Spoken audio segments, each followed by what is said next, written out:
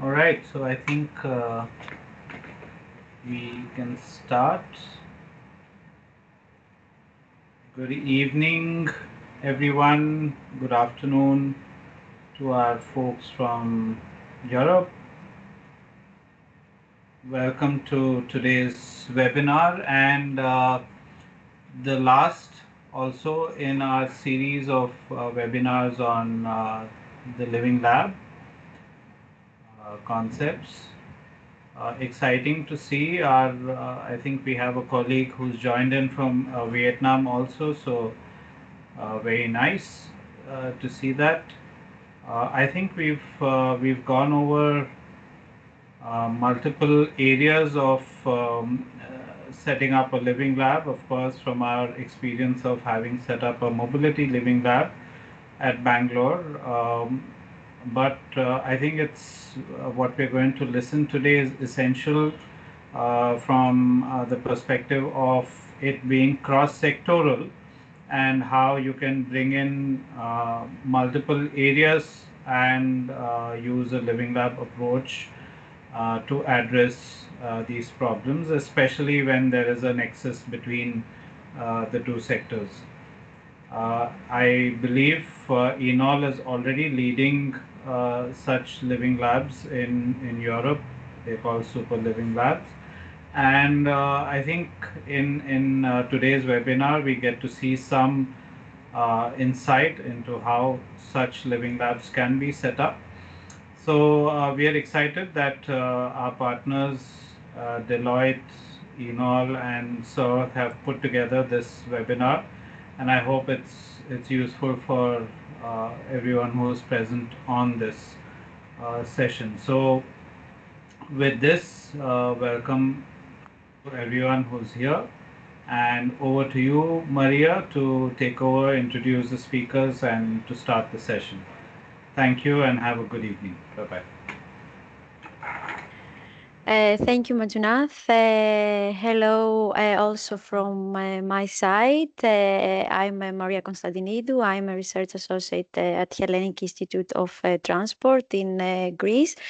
As Manjunath said, this is the last webinar of a series of 5 webinars that we co-organized with our colleagues from Enol, Deloitte, and GIZ on how to set up successfully a mobility living lab.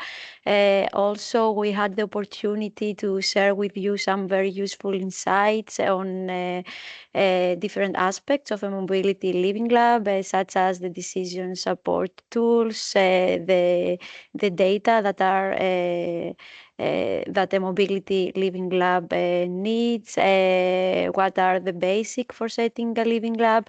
And today in this last webinar, we are really happy that we have with us Fiona Zimmerman from the Energy Living Lab in the University of Applied Science in Western Switzerland, and Evdokimos Konstantinidis, who is a postdoc researcher at the Medical Physics and Digital Innovation Lab in Thessaloniki, and also he coordinates the Health and Wellbeing Living Lab Working Group of ENOL.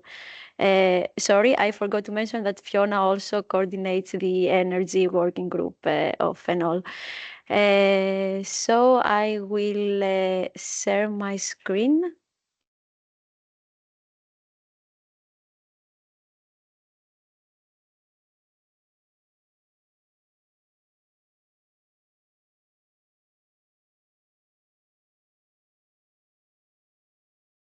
Okay, I hope you can see my screen. Okay. So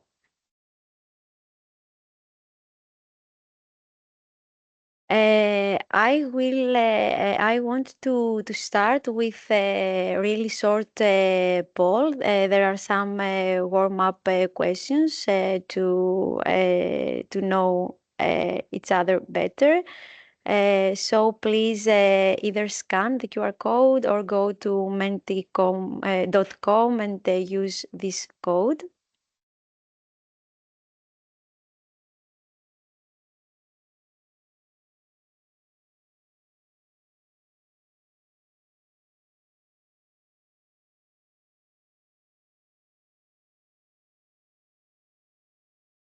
Okay, so the first question is about if you have ever been to Thessaloniki.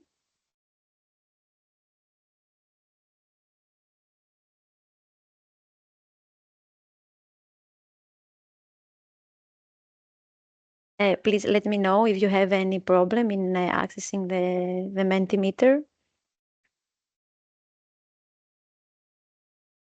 Okay, so no, none of you have ever been to Thessaloniki.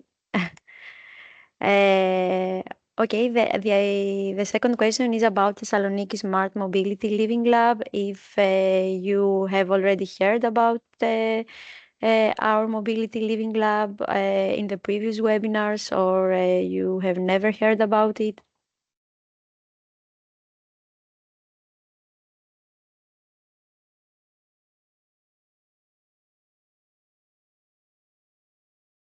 Okay, some of you have already participated in the previous webinar, so of course you have heard about it. Okay, I think these were the two warm-up questions, and then back to the presentation.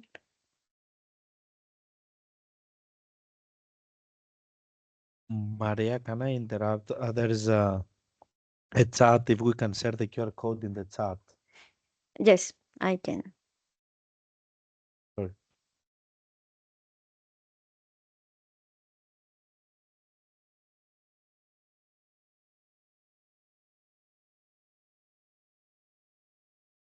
I put the code in the chat. Okay.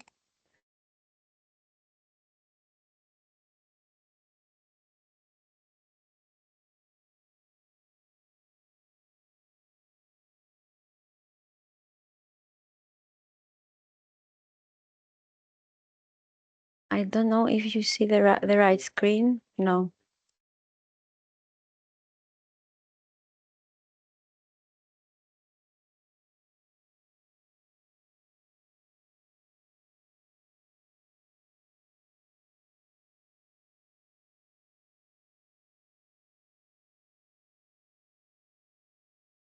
We can see the QR code now. Okay. Okay, so here you can see the speakers for today. So I'm the first one, then it will be Evdokimos from Thessaloniki, and then Fiona from the Energy Living Lab. Again, some Mentimeter poll. Okay, we want to know from which company or organization are you working for? This is an open question, so you can type in your answer.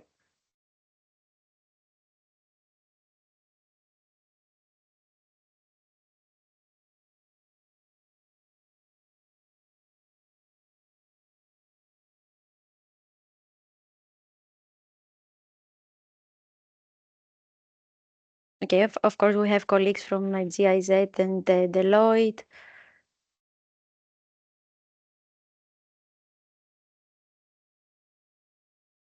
Okay. The next question is about how familiar are you with the concept of living labs? If your organization already leads a living lab or you are a member of a living lab.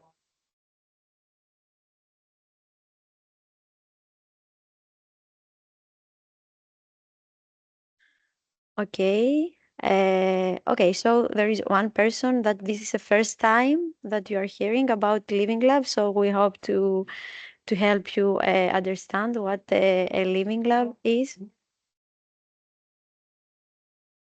The next question, do you work in the mobility field?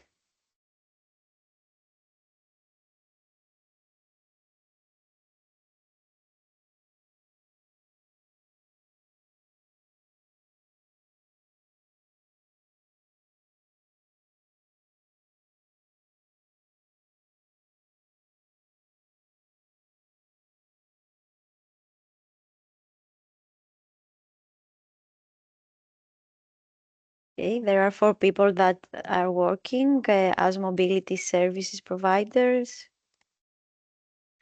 The next question, how did you hear about this webinar?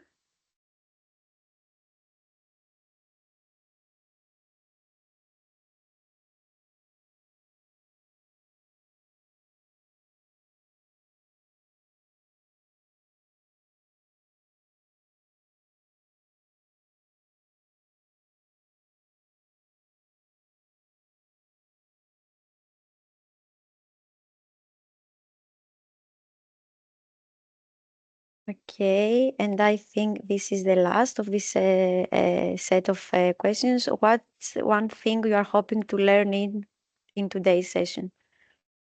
You can also type here, it's an open question.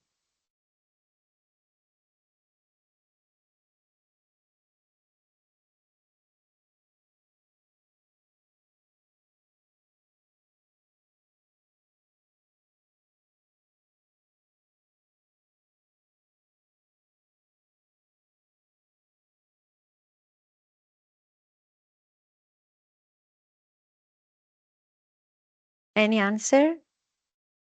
Just to remind you that today's session is about health and energy in Mobility Living Lab. So what do you expect to learn from today's session?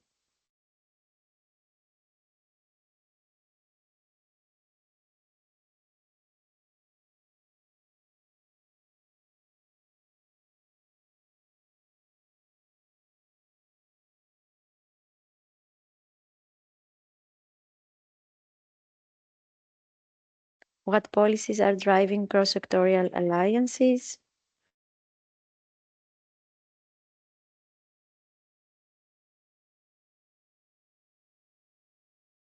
Okay, in any case, this Mentimeter will be open, so you can also answer some of the questions later. Replicate living labs in the city I'm working. Okay, so back to the presentation. Okay. Okay, I will start about the urban transition to climate neutrality in Europe. So in the previous years, a lot of cities were developing their sustainable mobility plans and sustainable logistics plans. This means that there were a lot of focus of the cities in developing actions and activities towards sustainable mobility.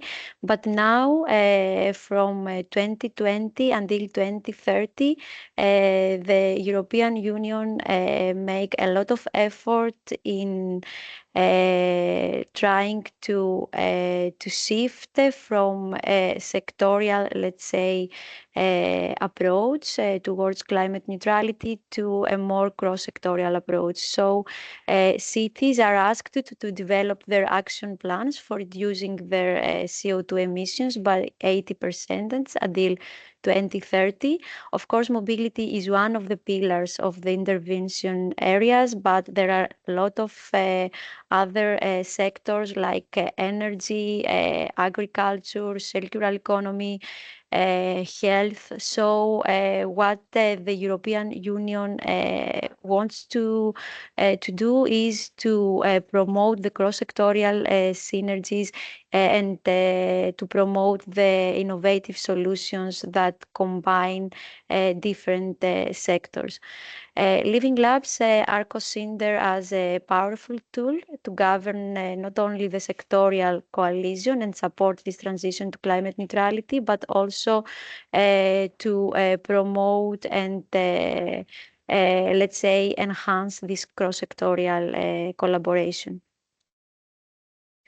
But how the living labs can do this? So the living labs can provide to cities with the knowledge to prepare the right conditions for embracing innovation and arguments for the society and the industry fair involvement.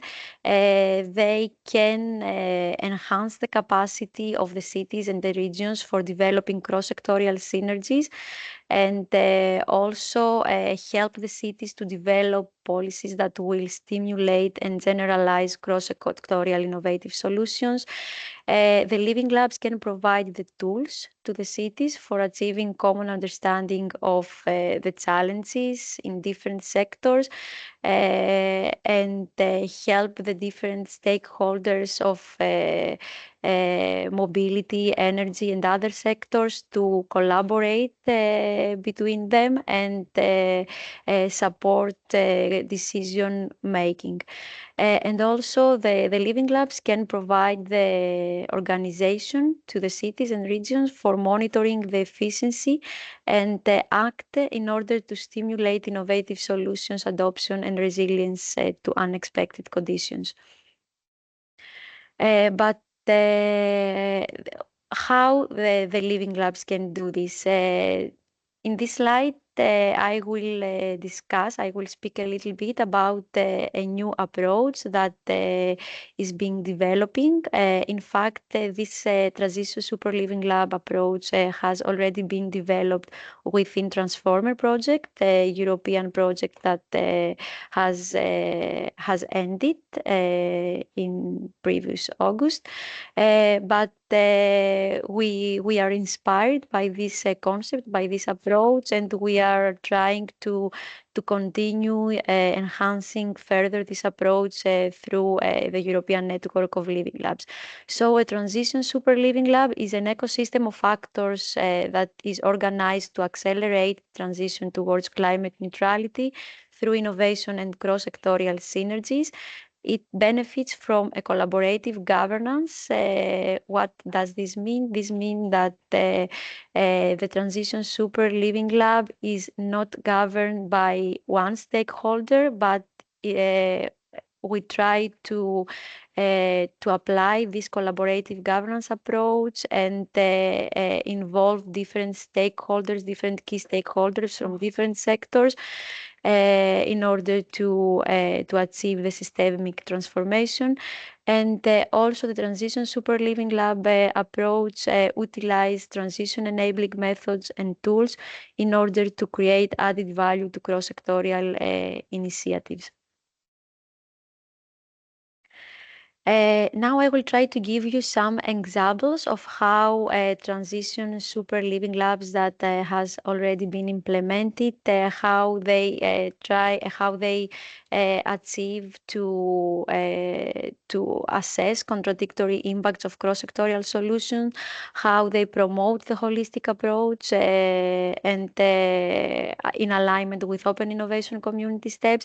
And I will also give you an example of one tool that has already been in place in order to guide the regions and the cities towards this transition to climate neutrality. So here is an example of the region in Western Macedonia. So there in Western Macedonia, there are a lot of large areas covered with photovoltaic panels. And what the transport operators want to do there is that they want to use this energy that is produced there in the region, in the city, and consume this energy in their transport bus fleets. So they want to shift to an energy model that is called produce and consume locally. So what we have done there is that we did a lot of meetings with the local stakeholders in order to identify their needs. We examined the cross-sectorial feasibility of different solutions. We elaborated feasibility studies in order to provide to the transport operators and the other stakeholders data-driven arguments.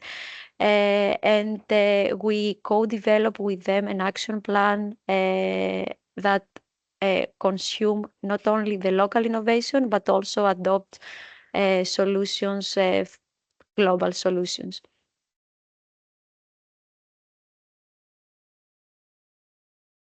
Okay, here you can see one of the well-known transition frameworks that says that to achieve a transition, different aspects in different levels should be examined. So we have the landscape development. And there in Western Macedonia, there was already the transition territorial plan in place.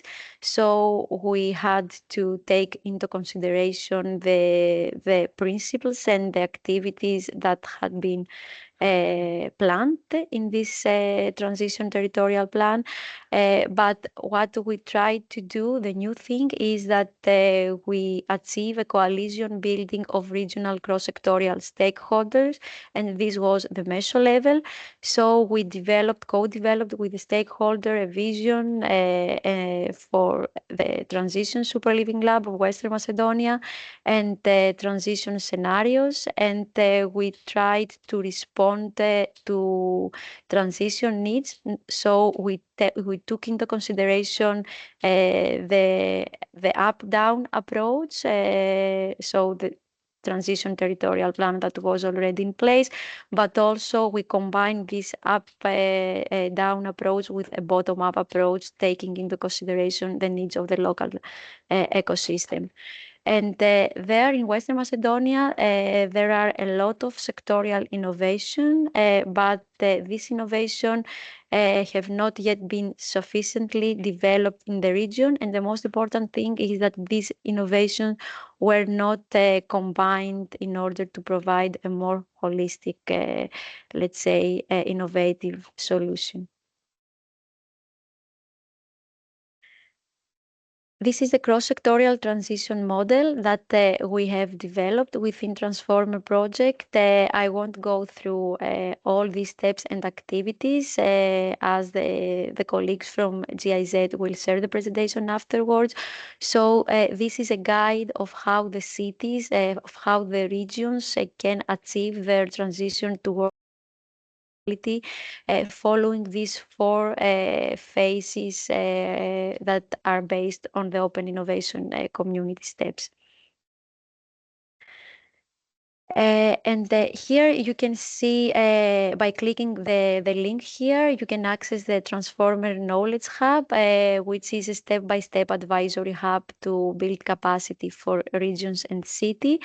So there you can find a lot of tools and methodologies, but also good practices in order to support the ecosystem of regions and cities in involving a cross-sectorial transition towards climate neutrality. An example of how different sectors are collaborating towards the achievement of the climate neutrality goals is the action plan for climate neutrality that has been developed in Thessaloniki. So in Thessaloniki, we have already evaluated the current situation in different sectors. So what are the emissions in buildings, in transport, in waste, and in electricity? And by analyzing this data, we have estimated what should be the contribution of each sector to the achievement of the climate neutral objective. So the action plan of Thessaloniki is a very good example of how different sectors in a city can be combined in achieving the climate neutrality of a city. And last but not least, as I said before, we try to enhance this approach of Transition Super Living Lab by launching a new working group in European Network of Living Lab. Is the Transition Super Living Lab working group, and the official launch was in September in the Open Living Lab Days in Timisoara. And if you want to join us, of course, you can send me an email. We will be really happy to have you on board with us in order to define how this cross-sectorial approach can be further developed through the living labs. Okay, I have again some questions.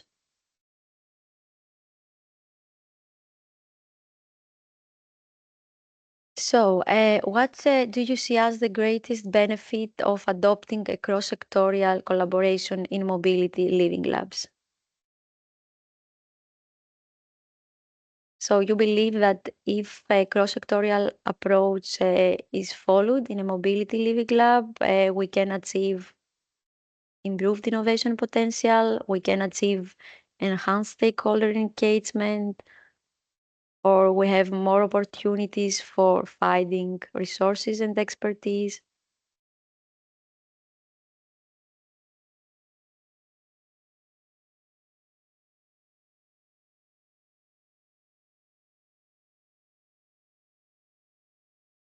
Accelerating problem solving.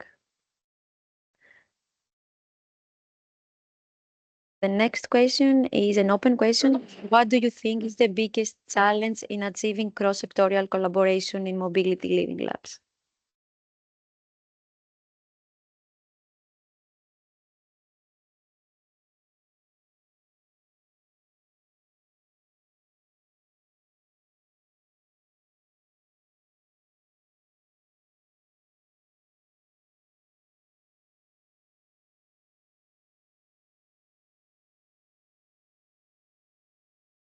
Silos,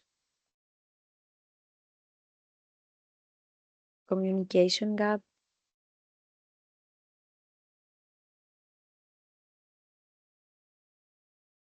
stakeholders' participation and active engagement. Indeed.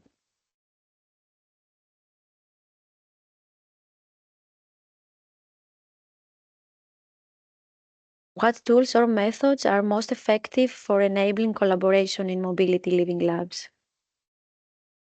So digital platforms for communication and data sharing, co-creation workshops, joint funding and resource pooling, regular multi-stakeholders forum.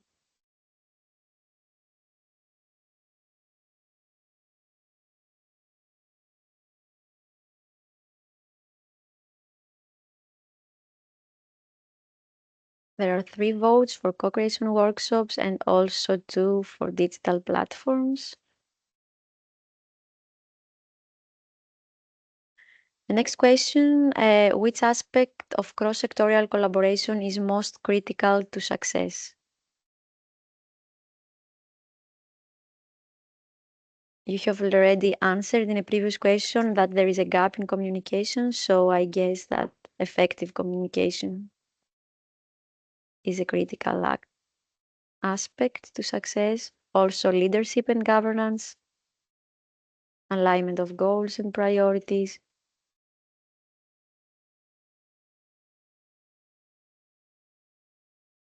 Okay, I think this is the next set. Okay, so back. And now I will give the floor to Evdokimos. Thank you, Maria. Evdokimos, do you want to share your... I will share. Okay. Just let me know if you can see. Do you see the... Not yet.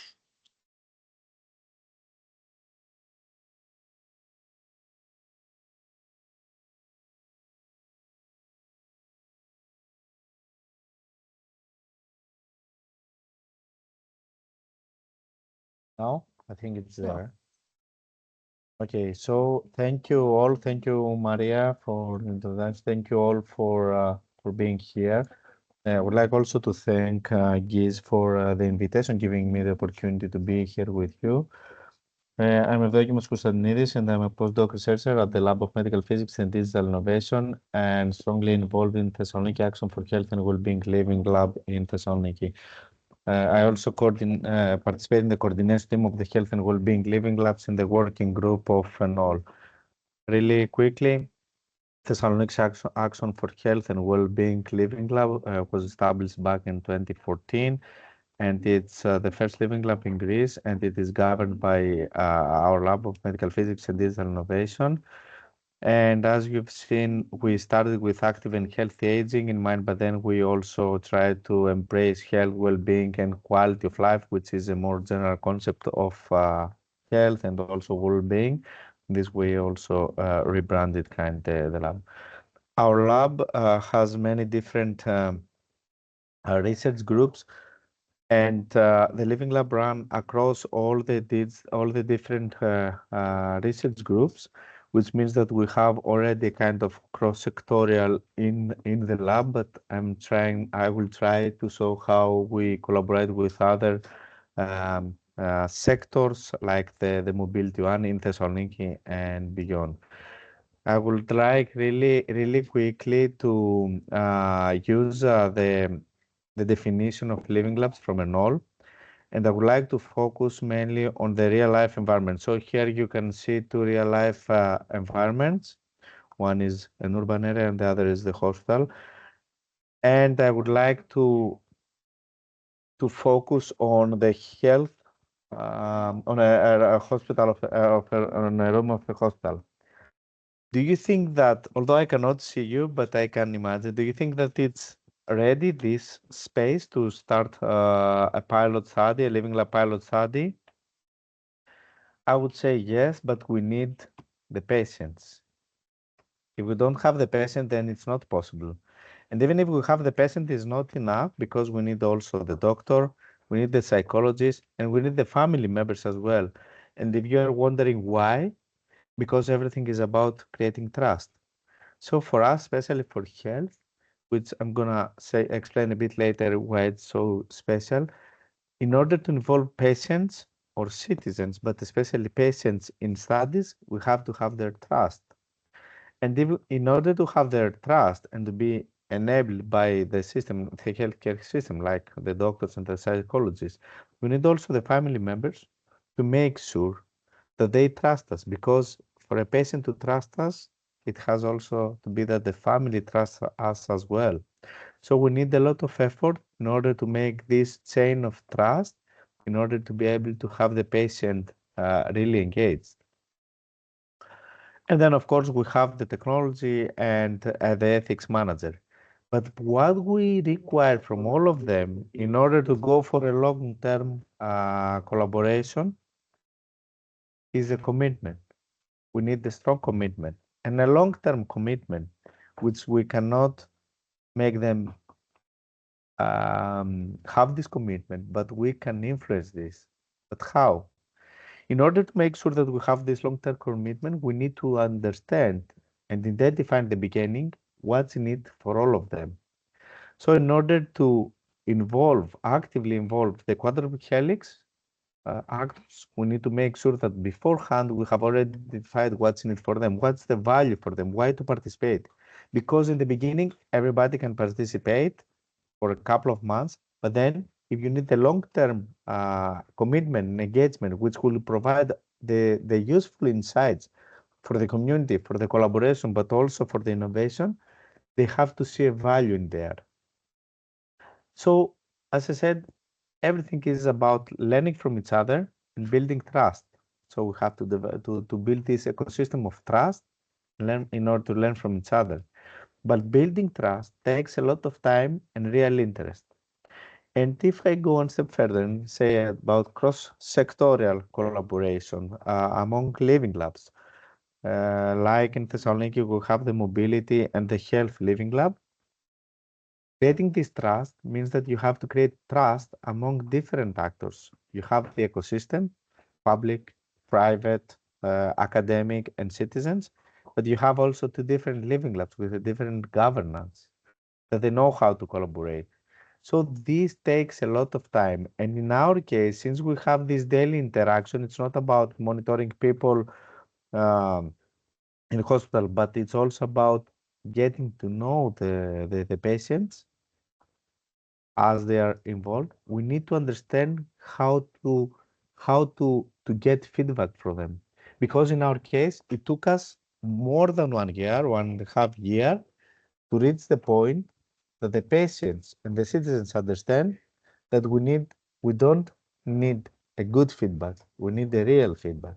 We want them to provide real feedback. Because in the beginning, they think that it's them providing a good feedback, let's say, in order to help us. But it took us 1 year to make them understand that we need the real feedback, which means bad feedback or good feedback, in order for us, for the living labs in the city, to help them. So we had a project that we introduced the living labs as research infrastructures, and it was in 2020, where we had 9 living labs that provided 17 research infrastructures. In order to better understand how living labs can be provided as research infrastructures to researchers, to external researchers, but also as infrastructure for other living labs as well. So we could say that living labs as research infrastructures, they can provide state-of-the-art technology and specialized equipment and tools. They can be flexible and adaptable because living labs can provide for the cross-sectoral collaboration, but also to other external researchers, can provide services that have been already identified, that they can also create new services. So if we have a researcher asking the mobility and the health living lab in Thessaloniki to come up together in order to provide a new service that will facilitate a study, will facilitate a company to experiment with innovation. This is really easy to be done in living labs because they have been developed in a way that the point is not the service that they provide, but the ecosystem. So they have everybody engaged. Providing new services is something that they know how to do it. Capacity building, ethical consideration and data management, but also quality control. 2 living labs, mobility and health that work together. They know that each of them has already passed the quality control of an all, which means that there are some standards that are fulfilled, and this can lead to the seal of excellence. But they're also open and transparent and transport interdisciplinarity. And these are the basic principles for research infrastructure. And as I explained, living labs already support them. And this project that I mentioned features also living labs as the best practice for social science and humanities and research infrastructures in the final report of the Horizon Europe. So we had our research infrastructures are environments, our co-creation environments, being visited by more than 100 external researchers. And here I saw some of the research infrastructures. So we have any home, where actually this is part of our lab in our university, and people can visit and perform some activities of daily living in order to be monitored. But we have also hospital. This is a hospital, and you can see on the bottom right a discussion with the personnel of the hospital.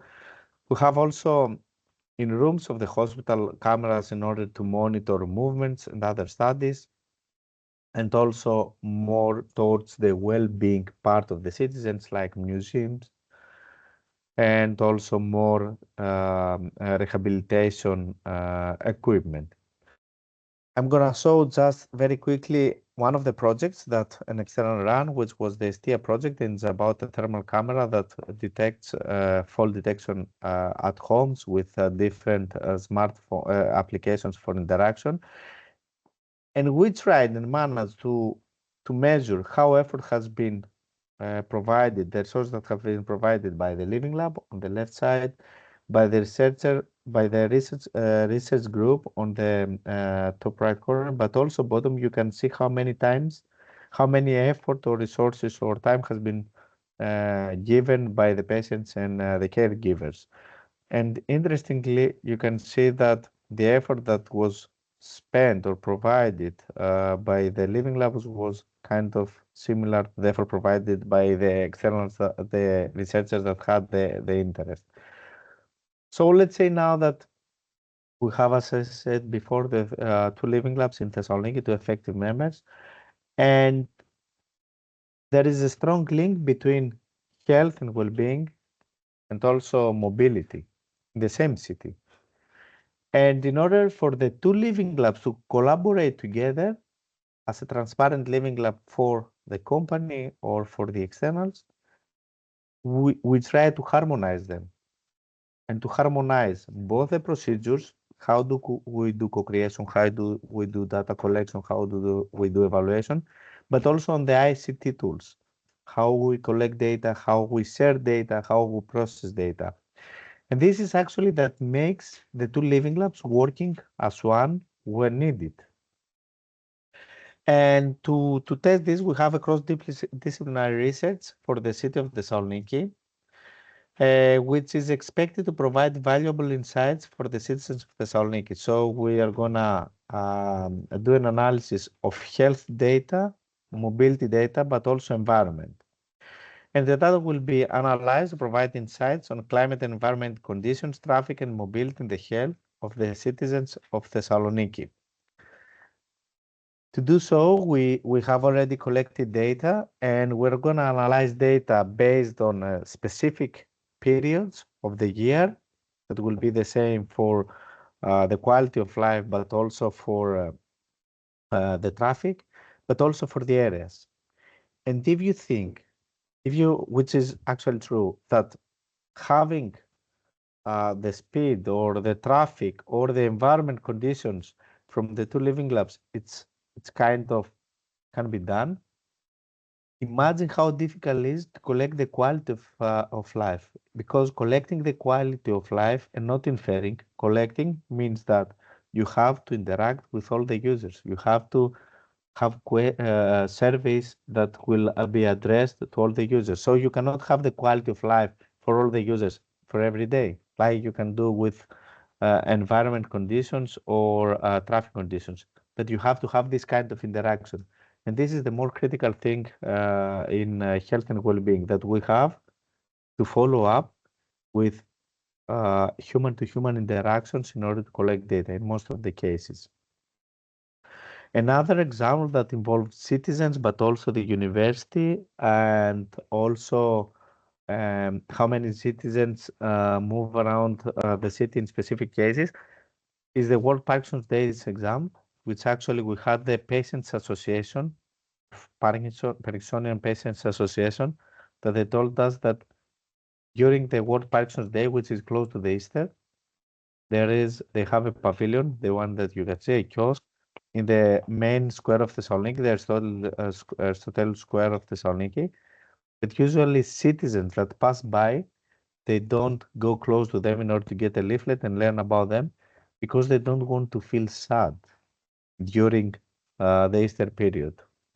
And they came to us, to one of the living labs of Thessaloniki, in order to find a solution to the societal challenge, how they can go closer to Thessaloniki.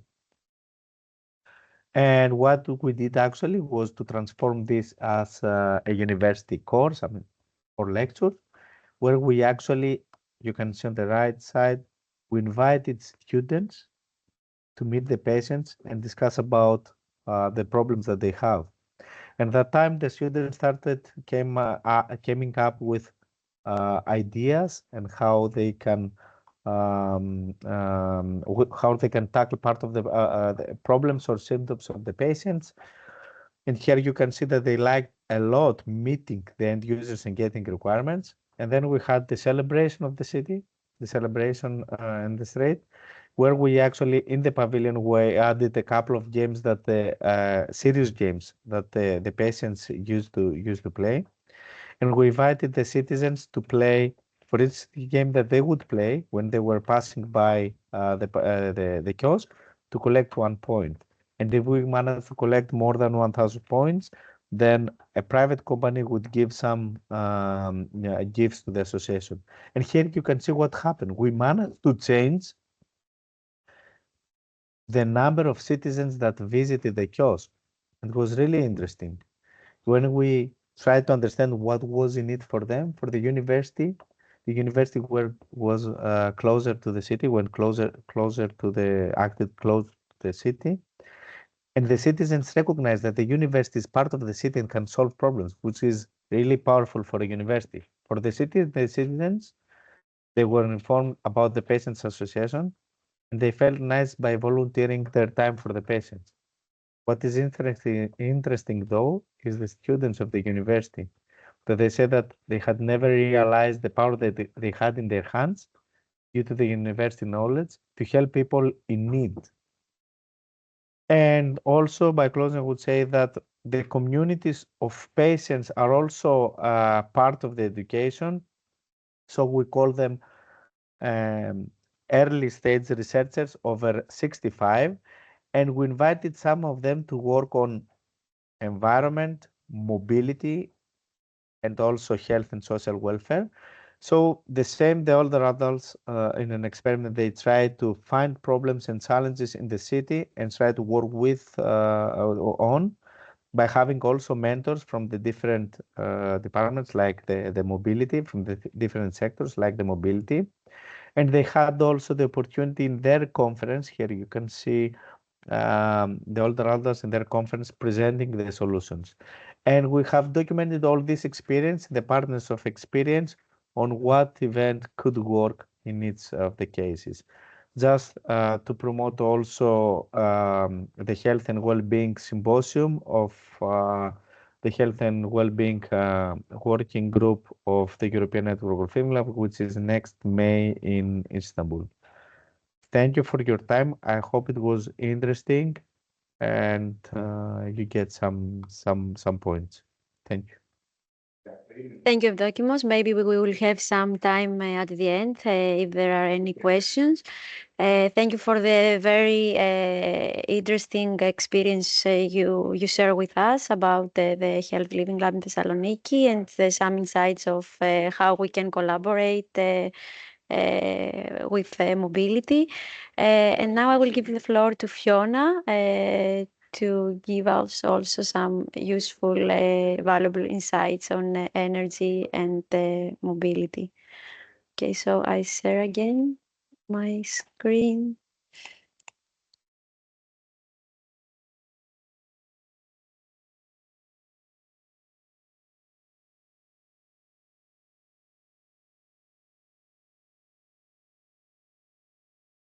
Great.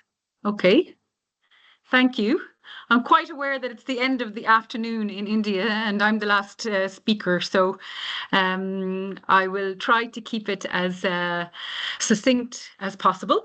So I am Fiona Zimmerman.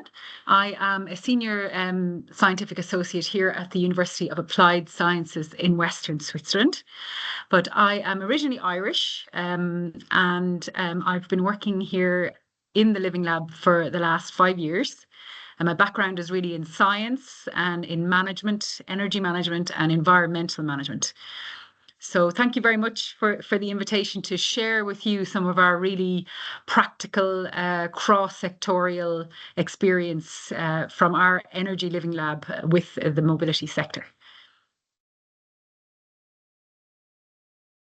Just to give you a little bit of background, we would see that our Energy Living Lab is an innovation intermediary, and we're really focused on co-designing solutions, but not just in energy-related topics. So well-being is, of course, really important as a cross-sectorial topic in Energy Living Labs as well. And we also work very closely with the Mobility Lab here at the university. So our whole objective is really to develop methodologies and to co-design solutions with users for users, not only just in our local ecosystem here in Sion, but also more regionally in Switzerland, nationally, and then also we're working in other countries as well. So we have a community manifesto and we're undertaking or using a lot of the different methodologies typical in living labs that you've already heard about today. But our research really happens in the real life setting. We apply co-design and co-creation. We involve lots of different stakeholders and there's a whole number of different multi-method approaches. We have lots of toolboxes which we apply in different situations. And we really see ourselves as orchestrators of the ecosystem. So the problems come to us, and we use the similar methodologies then to solve the problems. So the problems can come from multiple different stakeholders, and then we can use many different methodologies to resolve them through our living lab. So just to give you, I'm only going to give you a couple of examples of some of the projects we're working on that are very much cross-sectorial between energy and mobility. One of the key ones is the Sweet Lantern project. And so the cross-sectorial things we're looking at there are energy and at work, and how people get to and from work, and also holidays and tourism and how that interacts with mobility, and also energy in buildings and vehicle to grid solutions, smart energy districts, etc. Because mobility is a really important part of the flexibility in the grid system. We also have an example from the commune of Grion. So I'm just going to give you a really succinct example of an energy community, which is an approach very popular here in Europe, and of course very important in India too, with microgrids. And how, you know, the grid system is going to manage with electrical mobility. And I'll discuss a little bit about a pilot project we're proposing in India. So this time last year, I was actually at COP28 in Dubai on my way to India. I had the pleasure of working with the cellular project in Gujarat and Gandhinagar. And we have been, you know, developing some energy living lab projects in India as well. So I'd like to tell you a little bit about those. Okay, first example. So you can go to the next slide. Yeah. So the Sweet Lantern project is sponsored by the Swiss Federal Office of Energy, and we're the coordinators of this project. It's a very large project with 17 different partners right across Switzerland. Next slide. So you can see here that there's multiple living labs involved and lots of different research organisations, and we're all trying to research new ways of living and working in Switzerland. So it's very cross-sectorial, and mobility and energy are some of the key aspects of this research.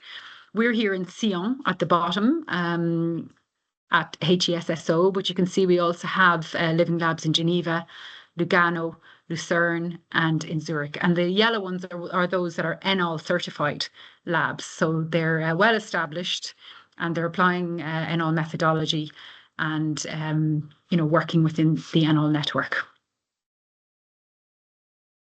So it's a very multidisciplinary team. You can see here the sectors we're working across are mobility, buildings, and smart energy. And on the left-hand side, you have all the different contexts in which we're doing this research. So we're looking at workplaces, homes and households, districts and neighbourhoods, and leisure and tourism. And many of the work packages are cross-sectorial. So for example, there in mobility, you can see that we're researching energy in the workplace, and we're also looking at mobility in energy communities, as well as in tourism and holiday travel in particular, trying to understand people's behaviours and then how to actually change their behaviours through interventions. Next slide. Next slide. I think there's something missing. Oh, yes. So this one is you can keep going. There's a transition in this one. Thanks, Maria. So there's mobility right in the center. And as you can see, many of the activities, the day-to-day activities or regular activities that we carry out require mobility and have an interaction with mobility.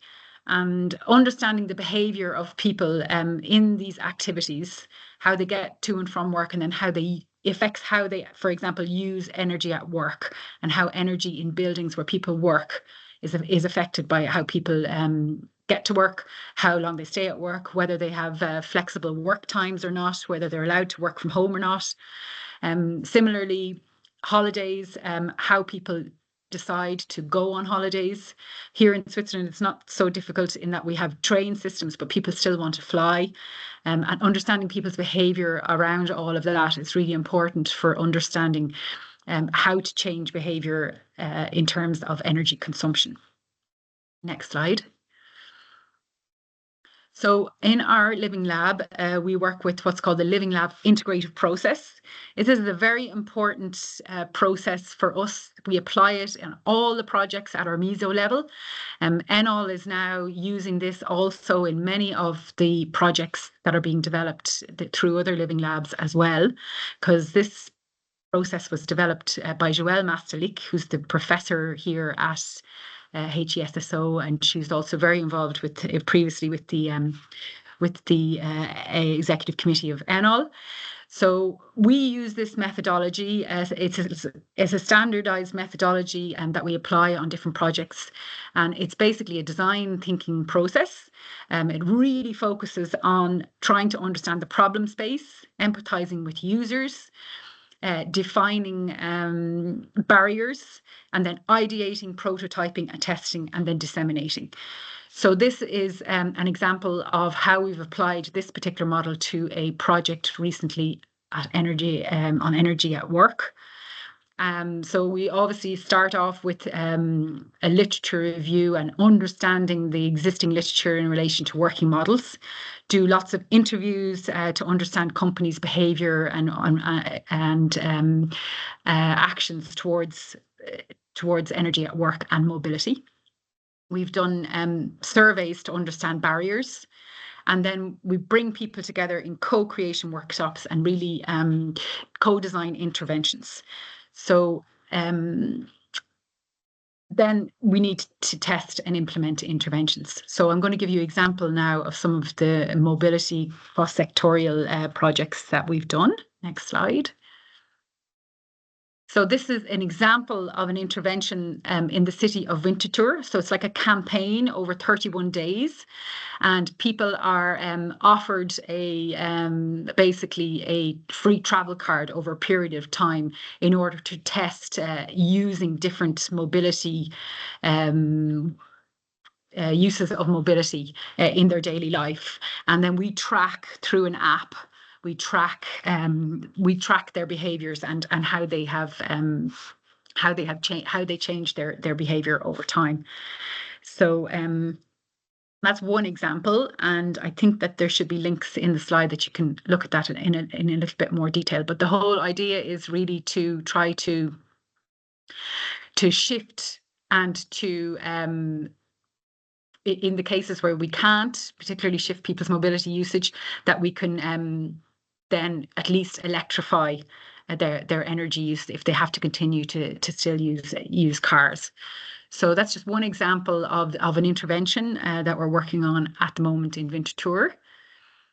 Next slide, please. So it gives a little bit more detail. Sorry, just the previous one. Great, thank you. So gives you a little bit of an idea of the timeline and the number of participants involved and the data that we can get from this type of campaign. Next slide. There's a little bit more detail here about what are the key research questions associated with this type of intervention. And really it tells us how we can change behaviour in relation to mobility and how that could have an effect on their energy consumption, but not just through mobility, through other aspects as well. Next slide. There's a bit of a connection here, or cross-sectorial connection with working and holidays, and really trying to understand people's decision-making process in terms of how they fly and how they work. So the cross-sectorial between mobility and work practices, and people being allowed now, for example, to work in different locations, to work not necessarily in close proximity to their office, also has an impact on their holidays and how they travel. Next slide, please. So there's spillover effects. So through the research, we found that with this higher frequency of home office practices, it can reduce commuting, but it can also actually increase leisure mobility and home energy consumption and impact the local energy system's flexibility. So it's very important to understand these different dynamics. There is an increase in the mixed use of buildings, combining home, work and other services, and the space we use and how we use it in buildings is really very much connected to how people travel to and from work, and how they travel to and from different leisure activities. So I'm aware in India too, you also have a very significant issue with the electricity peak and electricity consumption. So again, having an understanding of this and trying to manage flexibility in microgrids is one of the key aspects that this research helps us to understand.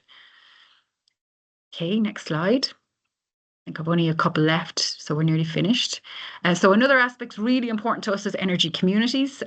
We are involved with a project called the Life Beacon Project, which is like a one-stop shop to try to help and build capacity for energy communities. Energy communities and mobility are absolutely key, because electric vehicles can act as batteries and storage, and we can have what we're trying to work towards is having vehicle-to-grid bilateral systems, so that we can use batteries to provide electricity for the grid when it's needed, and vice versa to store it when it's needed. Next slide. So just an example of Switzerland is really, we have this new legislation which has just arrived, and our problem is really that energy consumption in buildings. There's a lot of concern about blackouts, which I know is a problem in India as well. And there's a lot of uncertainty of supply. The microgrids allow for this exchange between photovoltaics and the batteries in electric cars. So we want to give people energy independence. They would like lower tariffs. And there's a real push towards democratizing energy and not having it being controlled by a monopoly. Of course, in India, you have major issues with clean air and with environmental concerns. So there's a huge well-being benefit here as well, to really try to have more energy communities and cleaner supply of electricity. Next slide. I think this is the second last slide. So I'm just giving you a very practical example of what we've done in a project very recently in a commune here in Switzerland that wants to develop one of these energy communities. We actually started with addressing mobility, because if you can understand people's behavior in relation to mobility, you can really find out if there really is a potential for this flexibility in the grid. So that's like an outline of a way to really determine what the impact and effort would be of different ideas that the neighbourhoods themselves come up with in order to make this connection between mobility and the electricity grid. Next slide. I think this is my last slide. So as mentioned before, we've started working in India last year in the cellular project, and I can share those slides with you about the different living labs that are being developed in India, running lots of different trials, mostly to do with buildings and related to health and well-being in different neighbourhoods. As well as managing grid and testing new innovations in different cities. But I personally am starting to do some research in India myself, and I'm looking for a case study site where I want to really study how institutions influence the energy transition and this changing context of the energy transition, which is really to these super living labs, because most of the living labs that we look at, they're not trying to solve just one problem such as mobility. We really need to have this much more joined up approach in terms of sustainability and have these really cross-sectorial approaches. So we really want to study this and study the living labs that are, able to take this on board. So I suppose the final question would be, would you have a living lab or a case study where we would like to study, in particular, a local energy community that wants to develop around a living lab in India? So just to let you know that that's really where our interest is now, is also, engaging with the Global South and trying to really transfer methodologies, but also understand how things happen differently in other contexts. I think there's one more slide, Maria, and that's it then. A few minutes over. So you mentioned that I was leading the Energy and Environment Working Group, so we will be having webinars, and we would love to do something much more focused on mobility and energy in buildings in particular. And we'd love to get you to come and present examples from the Global South.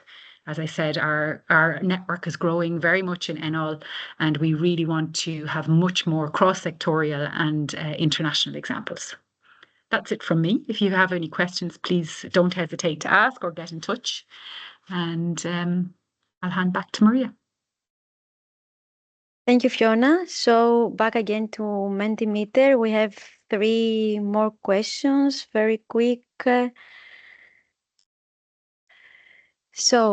What common process or methodology would you use when designing experiments for cross-sectorial mobility project?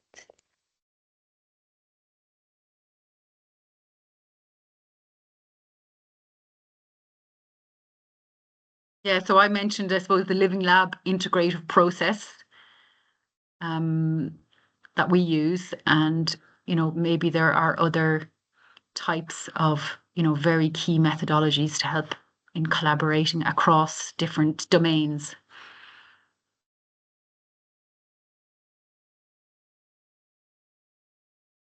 I tend to find there's a lot of challenges working with multidisciplinary groups. So bringing engineers together with social scientists can be quite challenging.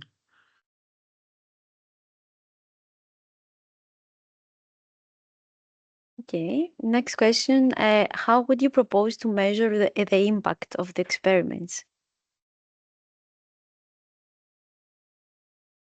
Perhaps your mobility lab hasn't really thought this far ahead yet, but we find that it's really important to be able to demonstrate, through all the really hard work that's done in co-creation workshops, like how do you actually measure the impact? How will you get feedback from users? How do you measure the impact of experiments? Do you have a methodology or a way to do this in your mobility lab?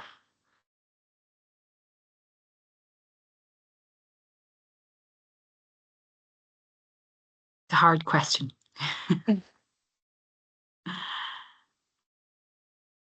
They may not be as far as that yet.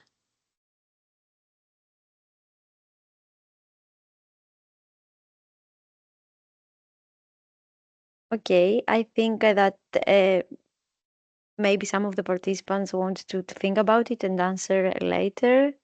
That'll be great, yeah. And then I think this is the last question. How do you prioritize the needs of various stakeholders?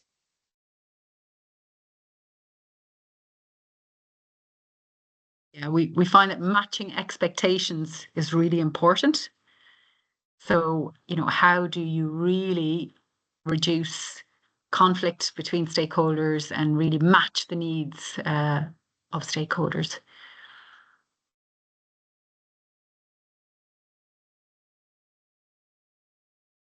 Again, it's quite a tricky question.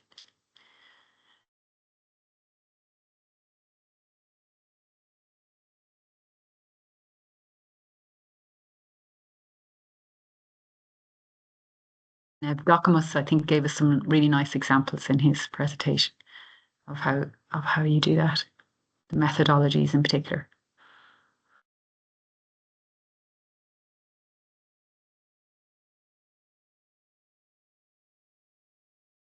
I think I've tired everybody out at the end of the day, Maria. Difficult to answer these questions at this point. I think it might be a little bit early, but happy to exchange on this, in a more open forum through the working groups. Okay, I think we have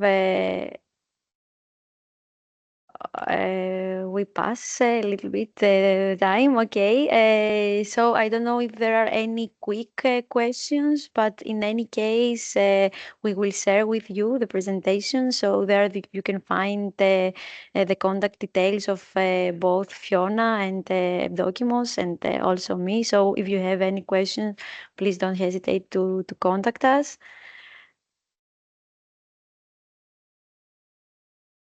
Okay, so I don't know if the colleagues from GIZ or Deloitte would like to say something, or we are going to close the webinar here.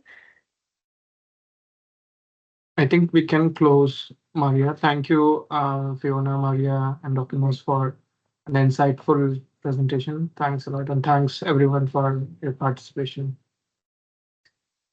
Thank you all. Bye bye. Bye.